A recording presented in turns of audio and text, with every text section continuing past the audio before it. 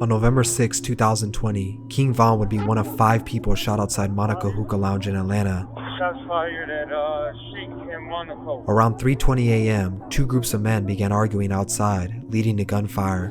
2 off-duty police officers were working security at the establishment that night, and they too engaged in the shootout. Because of this, a full investigation was conducted to see whether or not the Atlanta Police Department was involved in his death. Here's what they found retracing his steps for those last 48 hours. Vaughn, look, I break down the wood, I stuff it with Pat, I drop me a boat, I'm pouring up. On November 4th, 2020, King Von was in Atlanta, Georgia. He was celebrating the release of his Welcome to O-Block album that dropped just a few days prior. His career was peaking, and every day his music was being discovered by a new audience. There's no question he was about to be a superstar, but the biggest issue Von faced at that time was himself. See, King Von was from the infamous housing projects of Parkway Gardens on the south side of Chicago.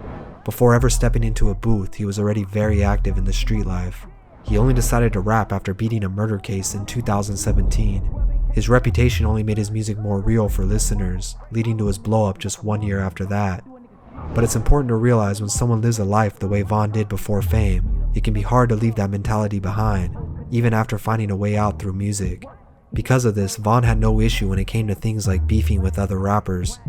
While in Atlanta, an ongoing issue between King Von and rapper NBA Youngboy had been brewing for months. On November 4th, DJ Academics would invite Von onto his podcast to publicly speak about their issues. During the conversation, Von assured his fans that there was no real problem, and it was the internet just trying to make it more than what it was, unknowing at the time that in under 48 hours, this would all come to an end. Ain't no rap beef, and it ain't no real beef unless somebody got shot or something, or You know unless what somebody. people told me? People told me you and Youngboy was beefing or something like that. I know You they said was something saying about that a lot. what happened, Von? What's going on with you, man? They be saying that a lot. It's like we got the same interests in hoes, and then you know how the internet will try to make it. Don't tell me I got problems over girls.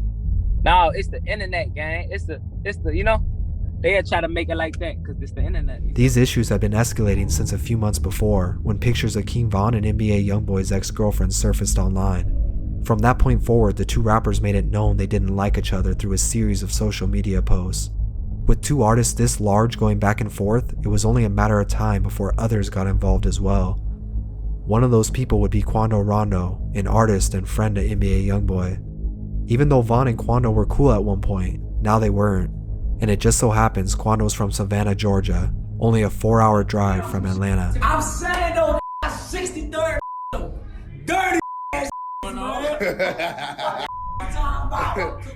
talking about. On November 5th, King Von woke up and gathered his entourage. This included himself, his manager, and 20-some others. Around 11 p.m., just 5 hours before his passing, they headed out to Opium nightclub. Von was set to make an appearance and promote his new project. He hopped into his bulletproof Hellcat, followed by 8 other cars filled with friends and associates. Around midnight, they arrived. By this time, his manager was taking notice that something was off with Von that night. He couldn't put his finger on it, but he felt like he wasn't himself, almost like he knew. They stayed at Opium for a few hours where everyone appeared to be enjoying themselves. Fans would upload videos online of Von in the club, and from the looks of it, everything seemed normal. But these would be the last videos of King Von smiling we would see. Hey, you know, it's all love and this tee up shit. I just dropped that on that Welcome to O-Block going crazy. I don't want to think about it, you know, going on. Around 2 a.m., just 2 hours before his time of death, he gathered his crew and they left the venue.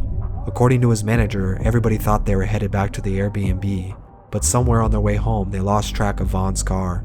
After realizing they lost him, they began calling his phone to see where he went, as it was very unlike him to leave without saying anything. So already confusions were already started. Because normally, if we got an after party or we got anything we're going to, we know as a team. Everybody know to be on point. You know what I'm saying? We're traveling with a real deal gangster, a real stepper. So everybody gonna know how to move. But from that night, I don't know what it was. Maybe it's God timing. I don't know what it was, but Von completely went on his own course.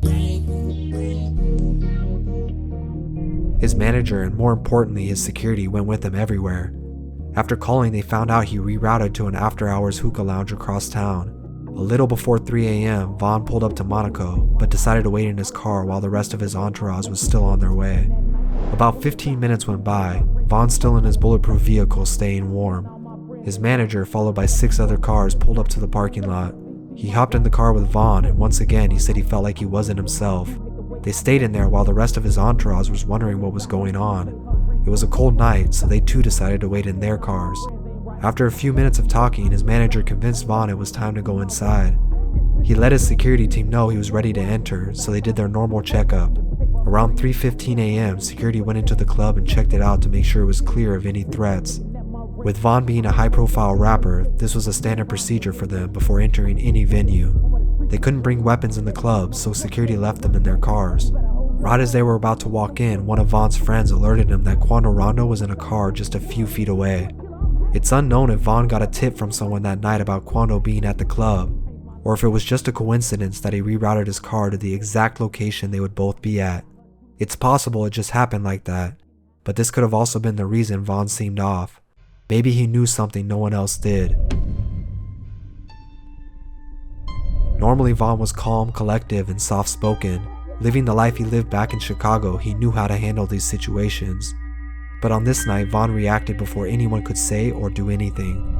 He immediately hopped out of his vehicle, jewelry on and all, not knowing if Quando was alone or if he too had people with him. Only a few moments later, the two would come face to face, and just like Vaughn spoke about before, it was on sight. He threw punches at Quando even before words could be exchanged. Others rushed over as the fight broke out. What Vaughn didn't know was the white vehicle Quando was standing next to had people from his crew inside. At 3:20 a.m., only a few seconds after the fight had started, a gunshot from only a few feet away went off, striking Vaughn in his side and catching him completely off guard. You can see the gunman, who we now know as Lil Tim, coming out from behind the car and firing multiple shots. Vaughn got hit 3 to 4 times, and his manager was also hit in the leg. The two off-duty police officers working security that night reacted immediately, and they too fired shots into the crowd. Come forward. That one man was good. Put the gun down. Put the gun down. Put the hands up. Put the hands up. White jacket. Put the hands up.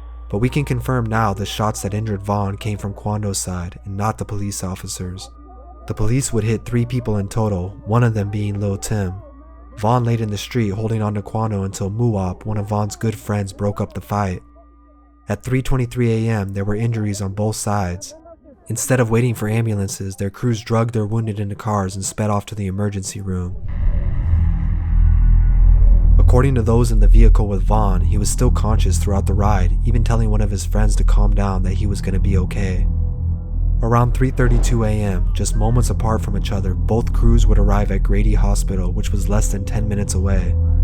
Quando would start a live stream of himself helping Lil Tim inside the building to try and protect himself in case Vaughn's people ran up on him. Come on, he's shot. Come on, bit, bro, you got the up. Come on, cuz, just keep breathing, bit, bro. Just keep breathing, cuz. But this wouldn't happen, and nobody else was hurt after the initial conflict at the lounge. Unfortunately though, just after 4 a.m., King Vaughn, along with 2 others who were shot that night, would pass away to their wounds, taking his life and career far too soon. Lil Tim was arrested in Grady Hospital, where he was treated for his wounds before being taken into custody. He posted bail the same day and has since been awaiting trial for the murder of King Vaughn. Somebody kill somebody. Everybody got family. Somebody relate to him or somebody cool with him. You kill him. Now everybody that he was close with is trying to kill you. It's a never ending. Or they gonna kill. Let's kill somebody close to him. It don't stop. It's to everybody, all the people that playing the game. It's gone. You see what I'm saying? So it's the last man standing. It's either you gonna be in jail, you gonna die.